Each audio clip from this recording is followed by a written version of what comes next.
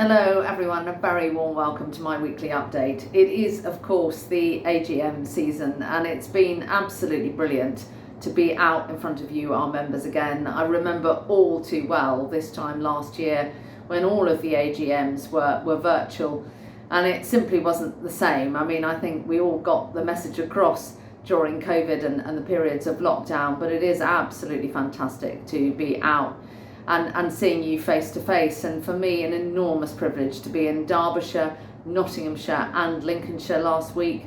This week it's been Sussex and there are many more coming up, so I very much look forward to seeing you. And I know Deputy President Tom Bradshaw and Vice President David Exwood have been all over the place as well, but literally all go driving around the country and a lot of meetings here in London. And actually I am just off to Broadcasting House right now to record the Great Lives programme, and I'm absolutely thrilled. I had a choice effectively of whose life I wanted to talk about, and it's not a given when you put your choice forwards that you get it. So more often than not they come back and say, well actually no, that person has been done before, or we think the timing isn't right to be discussing that great life.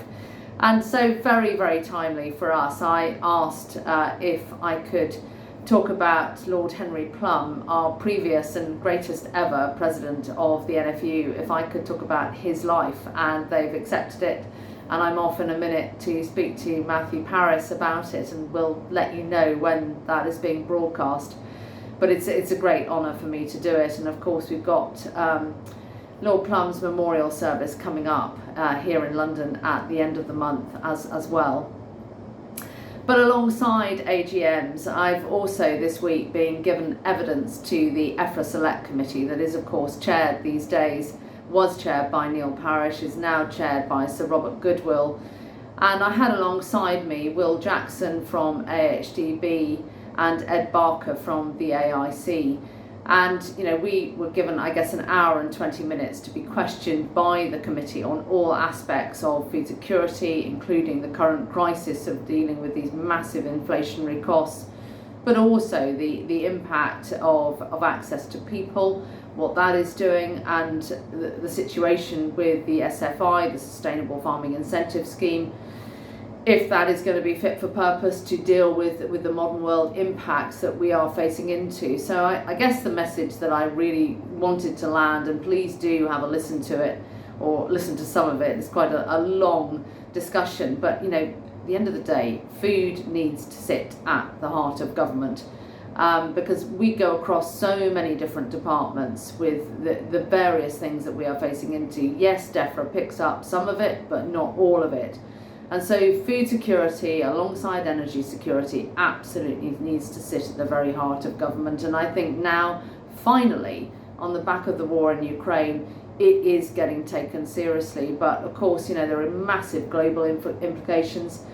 Everybody I speak to, nobody has come across a situation, no matter how long they've been working in the industry, like this. They really haven't. You know, when we see inflation at 10%, we see food inflation, don't forget, at a record of 15%, all of that pales into insignificance when I look at our input costs, which we're seeing over 30% of inflation there.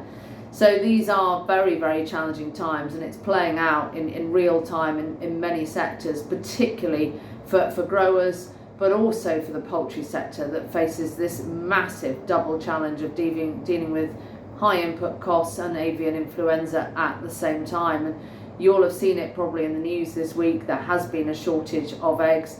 We've got to have retailers stepping up to the plate effectively, and we've got to see a fairer return going back to the farm gate.